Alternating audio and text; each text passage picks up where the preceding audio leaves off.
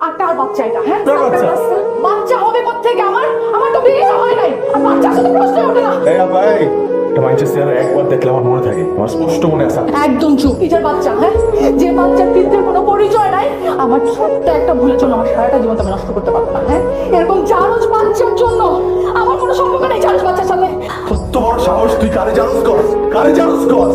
এটা আমাকে কলিজার টুকরা, আমাকে জান্নাত। আমরা টাকা লেগাইছি। আমি ভাবছিলাম নারী সেবা ধন তোরা ফেরত দিতে আমু, তুই তো নিজের পাপ ঢাকা লাগাই বাচ্চারা ব্যবহার করছস। আমি মানি এটা আমার বাচ্চা, কিন্তু আমি অনেক টাকা দিয়ে বলে দেবো কুত্তা খেতো। তুই চুরি করলি কেন? তুই চুরি করলি কেন? তোকে আমি এখন পুলিশে দিব, তোকে এখন পুলিশে দিব। ভাব পুলিশে রাখো। তুই পুলিশটা, আমি তোরে ধরাবো পুলিশে। তুই কি ধরাবি?